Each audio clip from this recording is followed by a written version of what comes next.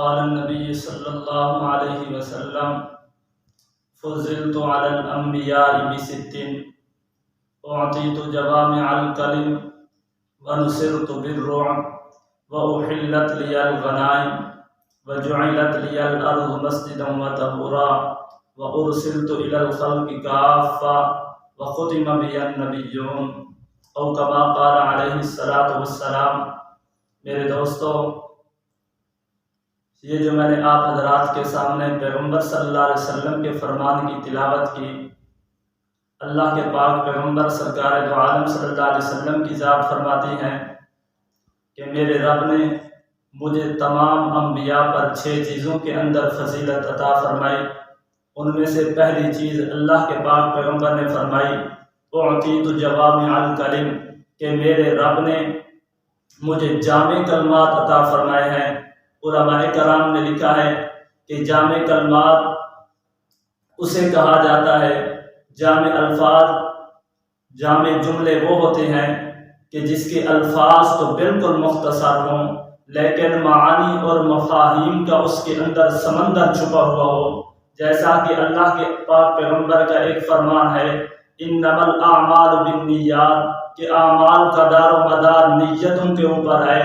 اب اگر الفاظ کے اعتبار سے دیکھا جائے تو میرے اور آپ کے محبوب پیغمبر کا یہ فرمان بالکل مختصر ہے، لیکن معانی اور مفہوم کے اعتبار سے اگر دیکھا جائے تو علماء کرام نے اس چھوٹی سی حدیث کی تشریح کے تحت کئی سو صفحات کی کتابیں لکھ دی ہیں، لیکن اس حدیث کی تشریح ختم ہونے کا نام تک نہیں لیتی۔ یہ تھے جامع کلمات۔ اللہ کے نبی نے فرمایا کہ میرے رب نے مجھے جامع کلمات عطا فرمائے، اور دوسری چیز فرمایا وَنُصِرْتُ بِالرُّعْبِ، کہ میری رعب کے ساتھ مدد کی گئی کہ اللہ کے پاک پیغمبر مکہ کے اندر ہیں اور آپ صلی اللہ علیہ وسلم کا رعب، میرے محبوب پیغمبر کا دبدبہ مدینے تک پہنچ رہا ہے، ملک شام تک پہنچ رہا ہے۔ اور اسی رعب کے تحت علماء کرام نے ایک واقعہ نقل کیا ہے کہ ایک یہودی کا جو ملک شام کا رہنے والا تھا، اس کا ابو جہل کے ساتھ کسی قسم کا کوئی معاملہ ہو گیا۔ ابو جہل نے اس کے ساتھ وعدہ کر لیا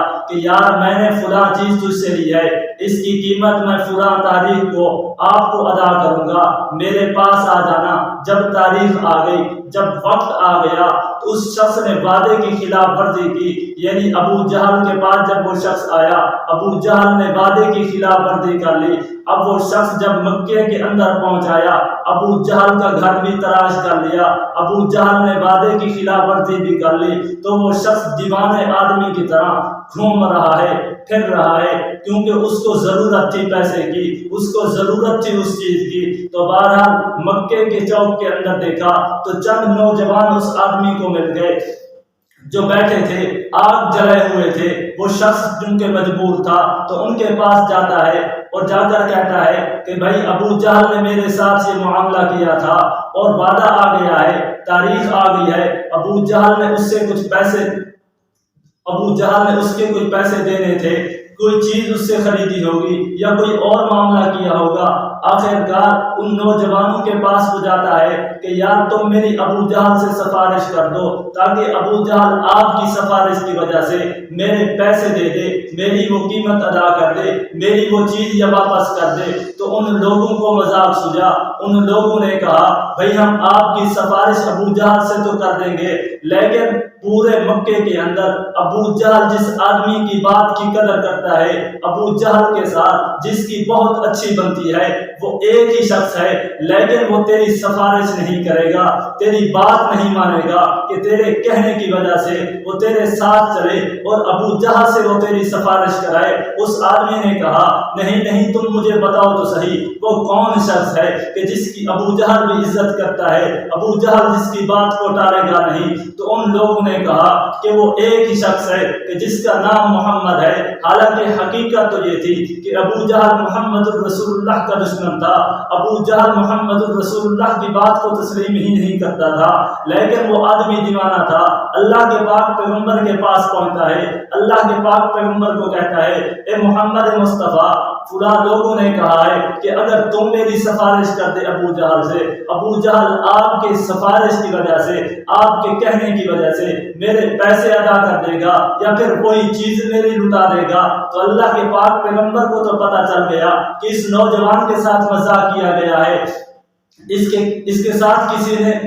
مذاق اڑایا ہے، لیکن اللہ کے پاک پیغمبر تھے، محمد رسول اللہ کی ذات تھی، اللہ کے پاک پیغمبر سرکار دو عالم صلی اللہ علیہ وسلم کی ذات اس شخص کے ساتھ، حالانکہ وہ یہودی تھا، غیر مسلم تھا، لیکن اللہ کے پاک پیغمبر اس آدمی کے ساتھ روانہ ہو جاتے ہیں، ساتھ چلنا شروع کر دیتے ہیں، ابو جہل کے دروازے کے اوپر پہنچتے ہیں، دروازہ کھٹکھٹاتے ہیں، ابو جہل نے دروازہ کھولا، اللہ کے پاک پیغمبر نے فرمایا ابو جہل تمہیں اس کے پیسے دینے ہیں، اس کے ساتھ کوئی معاملہ کیا تھا، تاریخ آ گئی ہے، لیکن تو پیسے ادا کیوں نہیں کرتا؟ اللہ کے پاک پیغمبر نے سب سے پہلی چیز جو اس موقع کے اوپر کہا ابو جہل اس شخص کو جانتا ہے؟ ابو جہل کہنے لگا ہاں میں اس کو جانتا ہوں۔ اللہ کے پاک پیغمبر نے فرمایا اس کے ساتھ معاملہ کیا ہے؟ کہا کیا ہے۔ اللہ کے نبی نے فرمایا اچھا جب تاریخ آ گئی ہے پیسے ادا کیوں نہیں کرتا؟ اللہ کے پاک پیغمبر نے فرمایا ابو جہل جا، جو معاملہ کیا ہے، جو چیز طے پائی ہے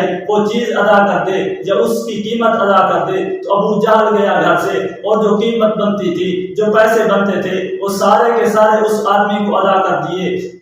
جو یہودی تھا، جو غیر مسلم تھا۔ ابو جہل بھی غیر مسلم تھا، وہ بھی کافر تھا اور لینے والا بھی کافر تھا، لیکن اللہ کے پاک پیغمبر کے کہنے کی وجہ سے ابو جہل نے اس شخص کی وہ قیمت ادا کر دی۔ میرے دوستو، اس موقع کے اوپر جو ابو جہل کے تعلقات والے تھے، جو جاننے والے تھے، جو دوسرے سردار تھے، وہ ابو جہل کو روک بھی رہے تھے کہ ابو جہل آج محمد مصطفیٰ کا مذاق اڑانے کا بہت اچھا موقع مل چکا ہے۔ اگر آج تمہیں ابو جہل